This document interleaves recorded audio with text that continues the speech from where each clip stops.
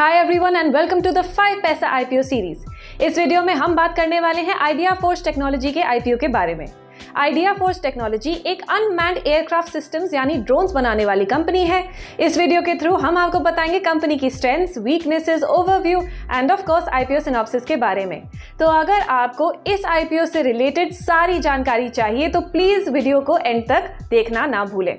Video शुरू करने से पहले please like, share and subscribe to the 5 paisa YouTube channel and don't forget to hit the bell icon for notifications on the latest stock and of course IPO news. तो guys शुरू करते हैं IPO synopsis के साथ। इस IPO का issue open होगा 26 जून को और क्लोज होगा ऑन 29 जून। आईपीओ की टोटल वर्थ है 567 करोड़ रुपीस। इसमें फ्रेश इशू है वर्थ रुपीस 240 करोड़ और एक ओएफएस भी है of 48.6 lakh shares. Price band set हुआ है फ्रॉम रुपीस 638 टू रुपीस 672 पर शेयर। शेयर्स अलॉट होंगे ऑन 4 जुलाई और आईपीओ लिस्टिंग डेट है 7 जुलाई की। JM financial limited and IIFL securities limited issue के बुक रनिंग लीड मैनेजर्स हैं। इशू के ऑब्जेक्टिव्स की बात करें तो नेट प्रोसीड्स इन 4 तरीकों से यूज होंगे: डेट की रीपेमेंट और प्रीपेमेंट के लिए, वर्किंग कैपिटल रिक्वायरमेंट्स की फंडिंग के लिए, प्रोडक्ट डेवलपमेंट में इन्वेस्टमेंट और जनरल कॉर्पोरेट पर्पसेस के लिए। चलिए अब कंपनी की फंक्शनिंग में एक डीप डाइव करते हैं। Idea force technology unmanned aircraft systems यानी कि ड्रोन मैन्युफैक्चरिंग कंपनी है। Company mapping, security and surveillance के लिए ड्रोन्स बनाती है। कंपनी के यूएवीज कंस्ट्रक्शन और रियल एस्टेट ऑपरेशंस को बूस्ट करते हैं। कंपनी डिफेंस फोर्सेस को भी इंटेलिजेंस, सर्वेलेंस और रिकॉनेसेंस ऑपरेशंस में हेल्प करती है। कंपनी अनमैन्ड एयरक्राफ्ट सिस्टम्स में एक मार्केट लीडर है with a share of approximately 50% in physical 2022। Surveillance और मैपिंग की इंडस्ट्री में हर 5 मिनट में एक ideaForge manufactured drone take off करता है। इंडस्ट्री ओवरव्यू देखें तो यूएवी टेक्नोलॉजी वेरियस इंडस्ट्रीज में यूज हो रही है।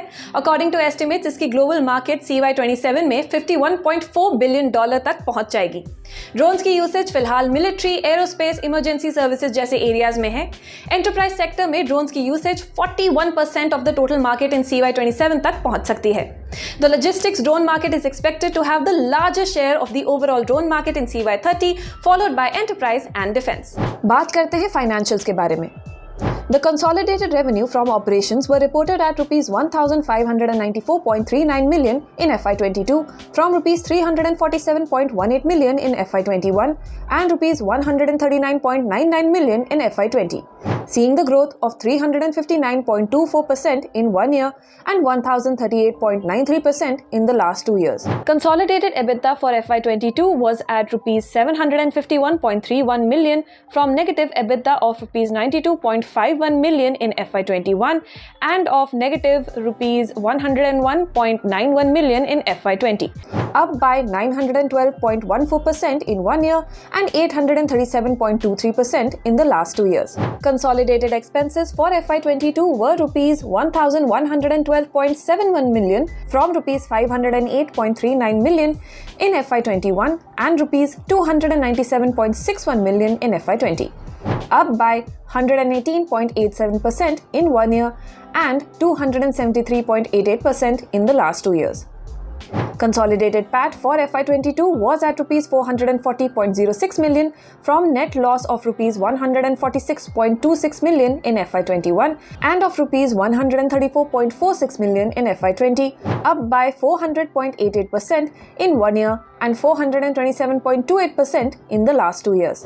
Let's talk about the consolidated assets.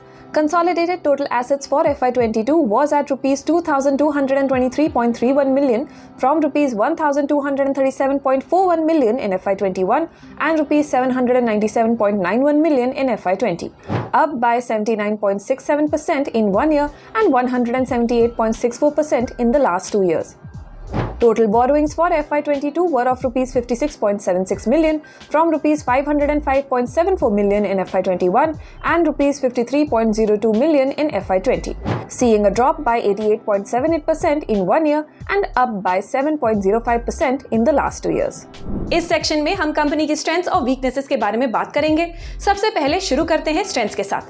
Company अपने सेगमेंट में पायोनियर है और मार्केट लीडर भी है। इनके प्रोडक्ट पोर्टफोलियो काफी डाइवर्सिफाइड है और टेक्नोलॉजी स्टैक रोबस्ट है। कस्टमर बेस काफी डाइवर्स है और कस्टमर्स के साथ इनकी स्ट्रॉन्ग रिलेशनशिप्स हैं। रिस्क्स की बात करें तो कंपनी एक ऐसी इंडस्ट्री में ऑपरेट करती है जो हाईली रेगुलेटेड है। Company unmanned aerial vehicles act के अंडर लाइसेंस्ड है। अगर कंपनी ने इसके अकॉर्डिंग रूल्स या रेगुलेशंस फॉलो नहीं किए तो लाइसेंस कैंसिल हो सकता है। कंपनी अपनी सेल्स के लिए इंडियन गवर्नमेंट पर हेविली रिलायंट है। आइडिया फोर्ज अपने कंपोनेंट्स के लिए ग्लोबल वेंडर्स पर हेविली रिलायंट है। अगर रॉ मटेरियल्स की स्कार्सिटी हुई या कंपोनेंट्स की डिलीवरी में कुछ भी इश्यूज हुए तो ये कंपनी को अफेक्ट कर सकता है। तो गाइस, ये था हमारा video on idea forge technology limited IPO. आपके इस आईपीओ से रिलेटेड क्या ख्याल है हमें कमेंट सेक्शन में जरूर बताएं, और हाँ, हमें ये भी जरूर बताएं कि आप इस आईपीओ के लिए अप्लाई करने वाले हैं या नहीं। मैं मिलूंगी जल्द ही आपको अगले वीडियो में। सी यू सून।